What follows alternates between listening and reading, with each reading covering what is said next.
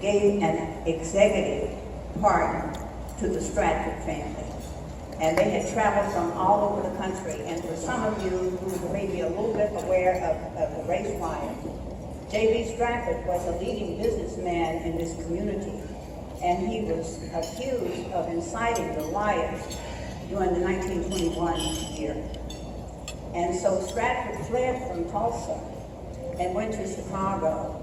And for all those years that he was in Chicago, he never got over the fact that he was a fugitive from Oklahoma.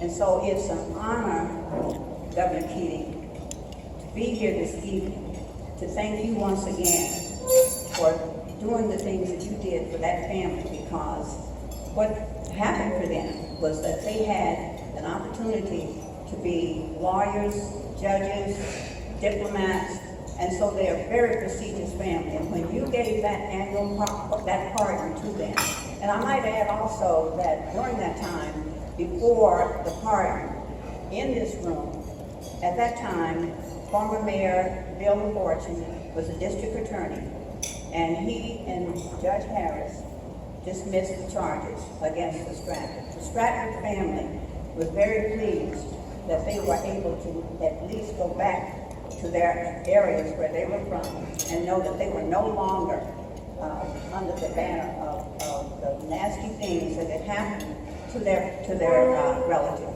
So this evening, it is an honor to be here again. And I know that you had many, many things that you could have done, but you came here. And that was historic for us, because I know many things that you have as governor, many items that you have to do, but for you to be able to travel to Tulsa and take the time and be present with that family and lift that veil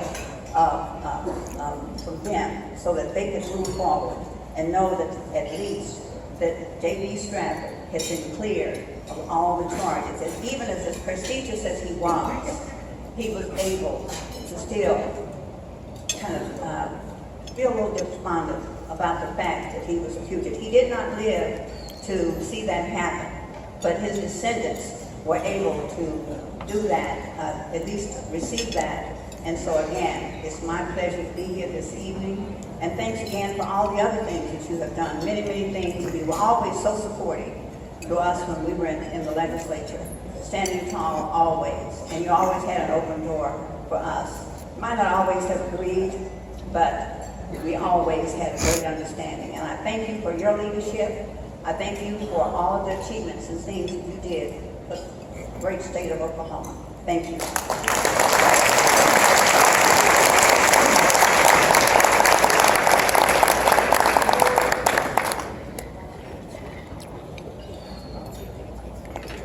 Don said, I was told to be great. Don's going to be wrong,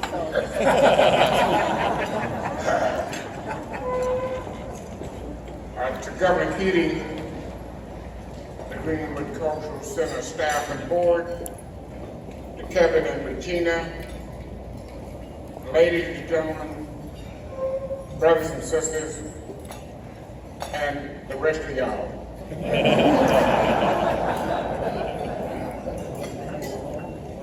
I was told by Francis to be brief and be gone. I'm going to do that, I think. Before my remarks, I want to call attention to somebody very special. Pete Churchill, stand up, please, for him. Will you? This way, I'll tell you who he is. Thank you, Pete. Pete, I've known Pete since the late 60s and early 70s. I knew him when he had hair.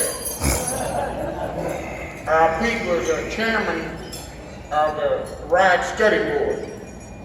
And when the state backed up from funding that, spending more money on it, Pete went to PSO, funded the study, the travel, and with a loose change of $30,000, he gave to the Culture Center. So I really appreciate that, Steve.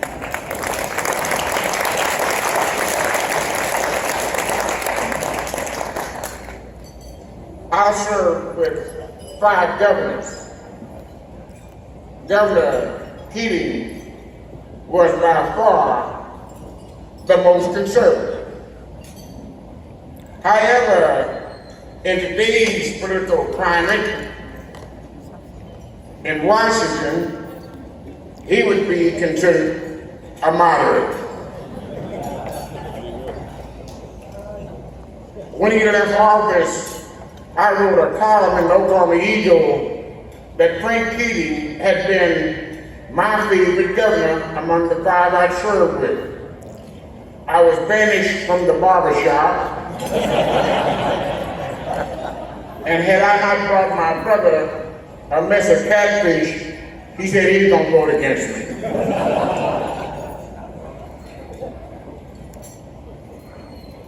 Why did I write that column? Shortly after he was elected, in a meeting in his office, I raised some issues concerning the Confederate flag that had flown on the Capitol a few years before. The flag had been planted there during the Civil Rights Movement, and Governor Bellman, another Republican, snatched that slave symbol down from its flagpole, despite the vehement hollering from Democrats. Governor Keating told me that that racist symbol would not be raised as long as he was governor, and it was not.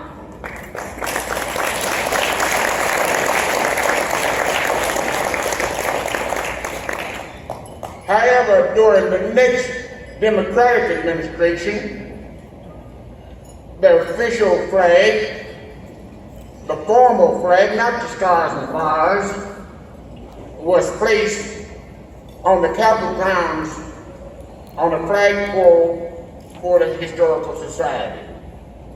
Ironically, the bill that placed it there was led by the Oklahoma Legislative Black Caucus. 5 black lawmakers sponsored the bill. It was more dehumanizing because it wasn't just a battle flag, it was official national flag. Ironically, those who sponsored the bills, they were Judy Easton McIntyre, Opio Torrey, Kevin Cox, Angela Munson.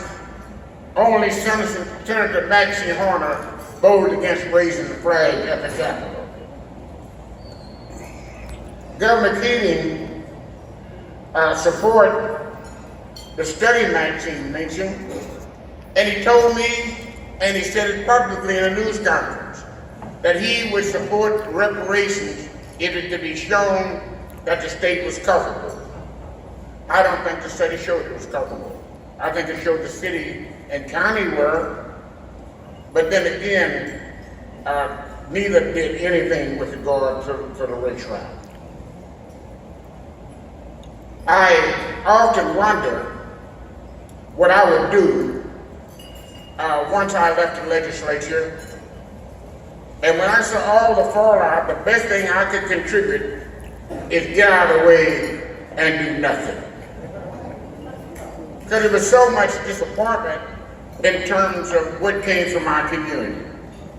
In addition to our funding for the study, the governor signed my bill to put $5 million into the budget to fund the John Pope Franklin Reconciliation Park and to begin a study to build a multicultural center named for Dr. Franklin and about the Black Wall Street of America. About $2 million was taken back by the legislature by those who were against the idea. And there was not one peep, not one word by black lawmakers that was even happening. That's a reason I got out. Unlike other governors, Keating never never vetoed any of my bills. And as a result of him signing them, Oklahoma was the first state to complete the African American gender proposed by the National Black Caucus of the state legislature. I call them Keating bills.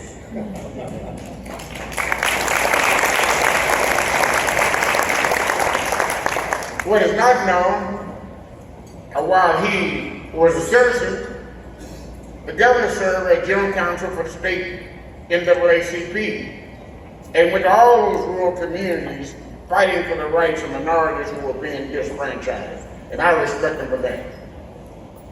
I am not to suggest that me and the governor were buddies.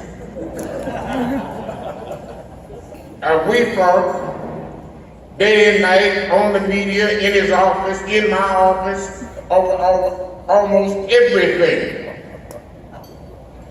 I remember when he said at his news conference on something I had said, he said, Don Ross is solely owned by the Democrats. And I told the reporter, nobody had been owned since the Emancipation Proclamation.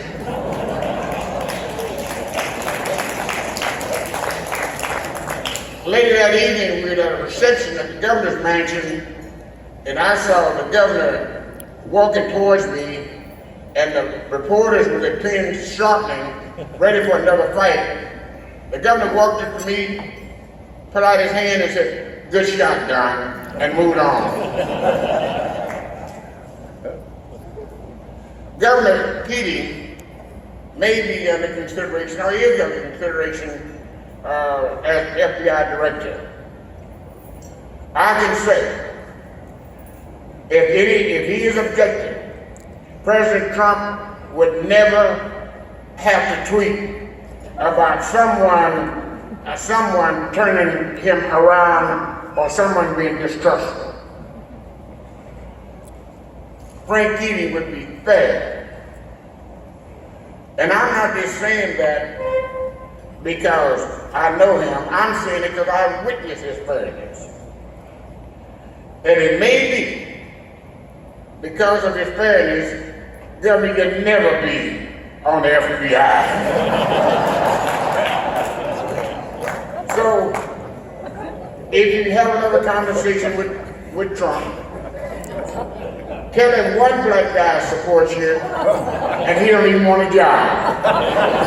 Thank you, Governor.